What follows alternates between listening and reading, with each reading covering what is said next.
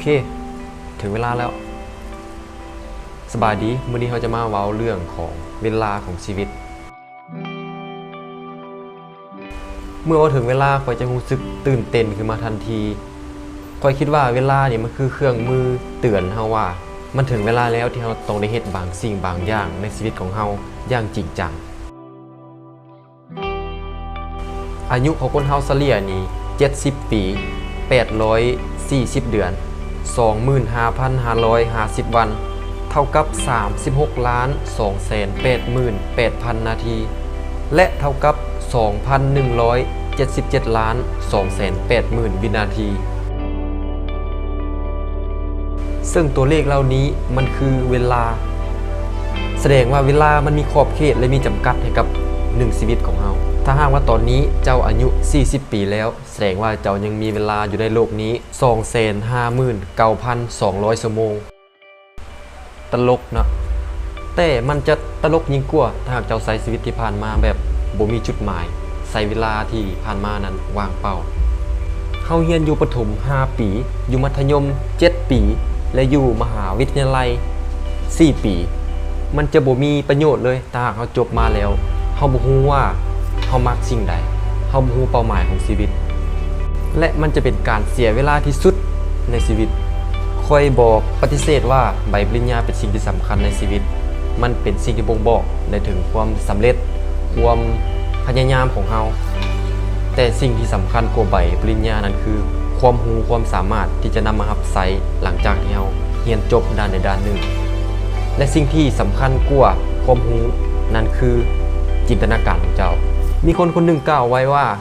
ความรู้นั้นมันมีจำกัดแต่จินตนาการมันมีอย่างบ่จำกัดมันมีทั่วทุกที่อยู่ในโลกนี้ความรู้นั้นเป็นสิ่งที่คู่ควรอยู่กับความสามารถเพราะมันบ่มีบริษัทใดหรอกที่จะประกาศรับสมัครพนักงานที่ขาดความรู้ขาดความสามารถและประสบการณ์มันบ่มีทุกบริษัทนั้นล้วนแต่ต้องการคนที่มีความรู้กันทั้งนั้นย้อนกลับไปเรื่องเวลามีบทความหนึ่งได้ศึกษาเกี่ยวกับเวลาและความสำเร็จสองอย่างนี้แน่นอนมันต้องคู่กันเขาได้เว้าว่าในช่วงระยะทำอิฐก็คือระยะ20 ปีทำอิฐในชีวิตเฮาจะมีผู้ที่พบความฝันของตนเองและประสบความสำเร็จนั้นเฉลี่ยมีเพียง1 ใน 100 คนเท่านั้นแล้วเป็นอย่างคนที่ประสบความสำเร็จมันคือน้อยแท้ทั้งที่มีเวลา20 ปีเท่ากันและสาเหตุที่เขาได้บอกมานั่นก็คือคนทุกคนนั้นใช้เวลาต่างกันเห็นคุณค่าของเวลาต่างกันและบทความนี้มันยังได้เปรียบเทียบการใช้เวลาระหว่างผู้ที่ประสบความสำเร็จและผู้ที่ล้มเหลวสิเป็นแนวใดนั้นไปเบิ่งเนาะผู้ที่ประสบความสำเร็จพวกเขาจะเบิ่งเวลาเป็นสิ่งที่มีค่าฉะนั้นพวกเขาจึงใช้เวลาให้คุ้มค่าที่สุดในแต่ละวันเมื่อใดที่โมงปลุกดังขึ้นแล้วลุกขึ้นจากเตียงไปเฮ็ดกิจวัตรต่างๆตามลำดับความสำคัญผู้ที่ล้มเหลวนั้นพวกเขาจะเบิ่งเวลาได้มาฟรีและพวกเขาจะใช้เวลาแบบบ่คุ้มค่าเมื่อโมงปลุกเจ้าดังขึ้นเจ้ากดปุ๊บ8 โมงไปโรงเรียนนอนต่ออีก1 ชั่วโมงบ่เป็นหยังแต่ความจริงคือบ่ว่าจะผู้ที่ประสบความสำเร็จหรือล้มเหลวทั้ง2อย่างนี้เจ้าเลือกที่จะเฮ็ดหยังมันก็เสียเวลาแต่เจ้าเลือกที่จะเสียเวลาไปกับสิ่งใดผู้ที่ประสบความสำเร็จพวกเขาจะมีเป้าหมายและรักษาเป้าหมายในชีวิตเช่นว่ามื้อนี้เขาได้ตั้งเป้าหมายไว้แล้วว่าจะเล่นให้ได้2 กิโลเมตรเพื่อสุขภาพเพื่อคนที่เรารักมื้ออื่นเขาตั้งเป้าหมายไว้แล้วว่าจะเล่นให้เกินกว่านั้น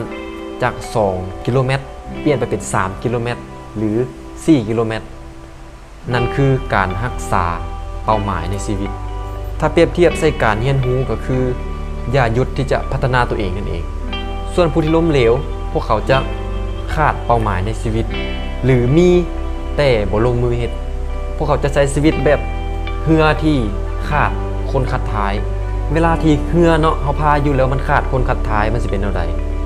มันจะเวไปซ้ายเวไปขวามันควบคุมทิศทางได้ยากลำบากมันก็เป็นการเสียเวลาเลยเมื่อมีสิ่งที่ต้องเฮ็ดพวกเขาจะว่าเดี๋ยวค่อยเฮ็ดมื้ออื่นค่อยเฮ็ดเดี๋ยวค่อยลดน้ำหนักนี่ อีก2มื้อสิเสงย่ะมื้ออื่นจังอ่านหนังสือนี่บ่เป็นหยังผู้ที่ประสบความสำเร็จพวกเขาจะใช้เวลาพัฒนาตัวเองเช่นอ่านหนังสือฝึกฝนทักษะของตนเองเบิ่งบทความหรือคลิปที่มีประโยชน์ให้ความรู้แก่ตนเองฝึกฝนภาษาคอมพิวเตอร์ต่างๆเวลาว่างของพวกเขานั้นล้วนแต่ถูกเติมเต็มผู้ที่ล้มเหลวนั้นพวกเขาจะใช้เวลาหมดไปกับกิจกรรมที่บ่เกิดประโยชน์เช่นเวลาว่างนอนเที่ยวกินเกินเหตุเสพสิ่งที่บ่เกิดประโยชน์แก่ตนเองผู้ที่ประสบความสำเร็จพวกเขาจะให้ความสำคัญกับเวลาของคนอื่นเขาจะบ่ปล่อยให้คนอื่นนั้นรอท่าเป็นคนตรงต่อเวลาเสมอพวกเขาคิดว่าถ้าหากเฮามาช้านี้คนอื่นก็จะช้าไปนำผู้ที่ล้มเหลวนั้นจะคิดว่าเวลาของคนอื่นนั้นมันบ่สำคัญเท่าเวลาของตนเองถ้ามีนักเรียนทั้งห้องเนาะเกี่ยมกำลังขึ้นรถเพื่อไปทัศนศึกษาในแห่งหนึ่งแล้วมีนักเรียนคนหนึ่งนั้นมาช้ามันสิเป็นอะไรแน่นอนเนาะทุกคนนั้นต้องได้ท่าแล้วเวลาของคนอื่นนั้นก็จะช้าไปนำและเมื่อมีหมู่คนหนึ่งถามเราขึ้นมาว่าเฮ้ยยังเจ้าคือมาช้าแท้ฮู้บ่ว่าทุกคนนั้นรอท่าเจ้าอยู่คำตอบคือมาช้าดีกว่าบ่มาจบ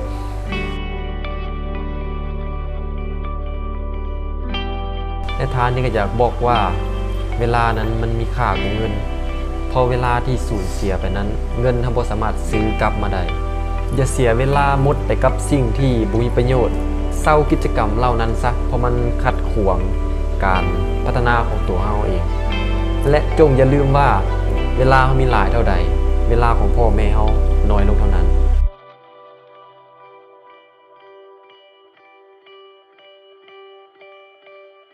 ถ้ามักคลิปนี้อย่าลืมกดไลค์และกดติดตามใต้คลิป